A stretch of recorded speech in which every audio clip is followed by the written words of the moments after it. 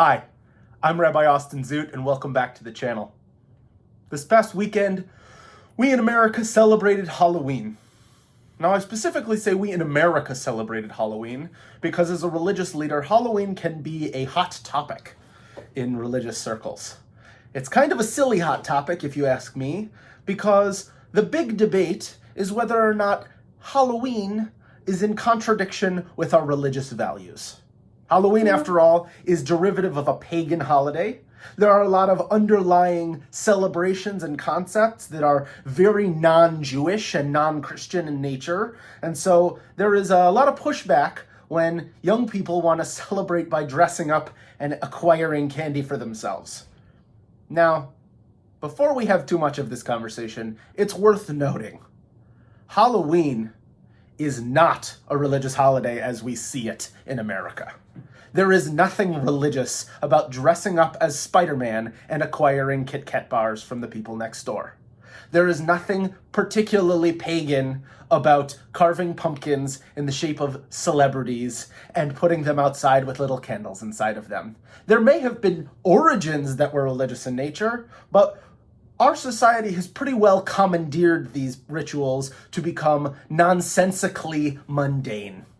It's pleasant to enjoy apple-spiced, pumpkin-spiced stuff, apple cider and things like that. It's nice to engage in fall holiday celebrations. There's nothing religiously undertoned about that. And frankly, we can have a separate conversation about the cultural appropriation that leads us to Americanize a holiday quite so much.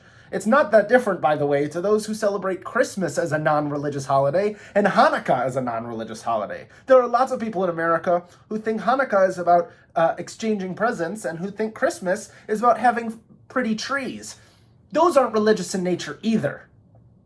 But let's have the conversation about what it means when we in religious spaces come in contact with those things that have become so Americanized that we run in conflict with them.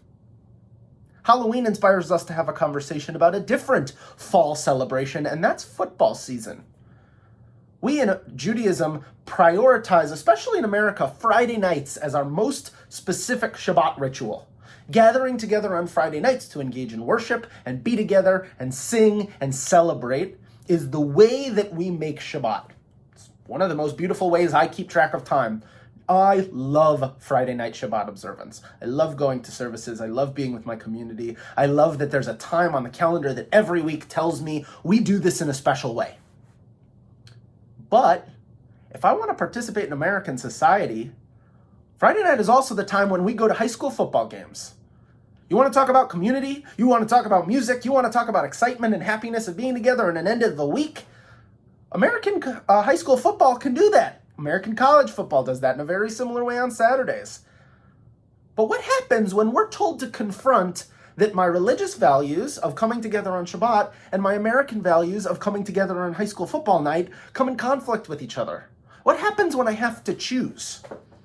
We, as Jewish institutions, have to play it very carefully. Because if we tell people going to a high school football game is bad, not only are we being judgmental, but we're also telling people that you shouldn't participate in American society. You shouldn't be like your neighbors. That's not going to be very successful. When people have to choose between us and football, they're going to choose football. Part of selling a new brand of Judaism that's worth buying into is selling that the product we have here at Services is worth coming to, that it could be as fun and meaningful as a football game. Not because we're putting on the football game. We're never going to be as good at football is at football. But rather because we nurture the soul in a way that is as impactful and meaningful as is the fun that you have at a football game. When we are confronted by this issue of how do you be Jewish in America, we as religious institutions need to notice that this is a confounding challenge. We need to notice that there are people in our community who are put at odds. I don't have a good answer to this, by the way.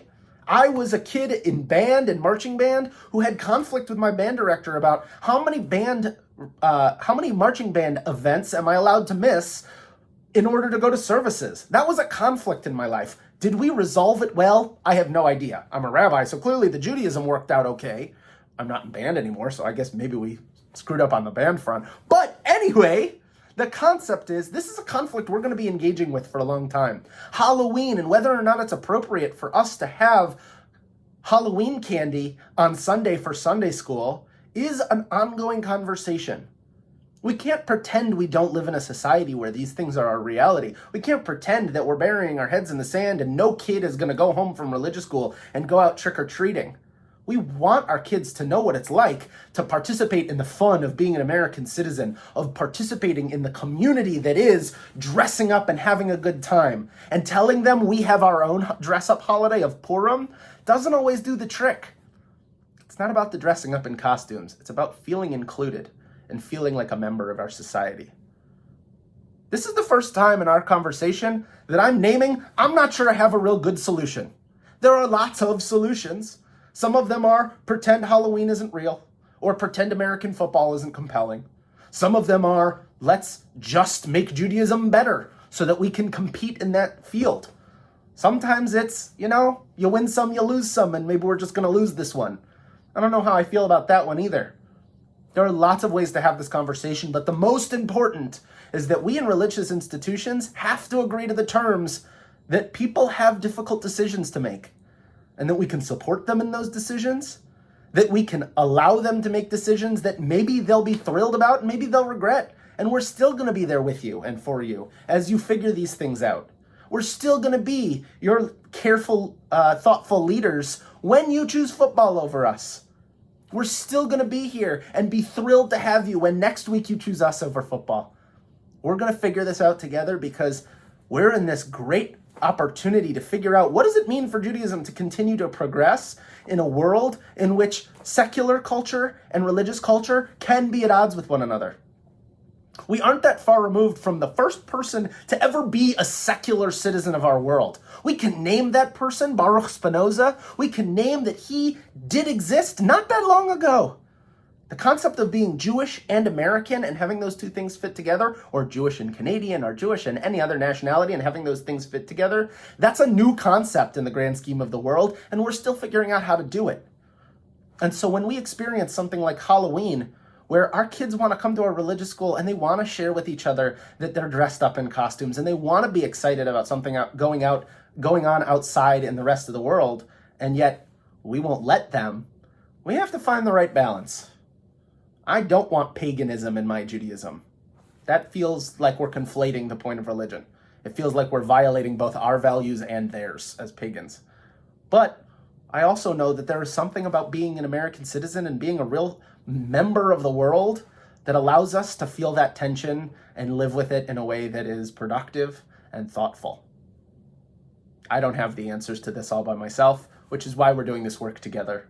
If you have thoughts and comments about what can we do to better appreciate our place in society and also be bold in our upholding of Jewish values, please share it in the comment section below. If there's somebody who you want to have this conversation with, pass this video along so it can be a table setter so that we can start these conversations and continue to do the hard work of coming up with what our values mean to us. Thank you so much for joining me. Thank you for starting this conversation with me. And I look forward to continuing to figure out what is the Jewish future going to look like? Because without me and without you working together, this is going to stay stuck. So thank you for doing this work with me, and thank you for being present with me. Have a great day, and we'll see you next week.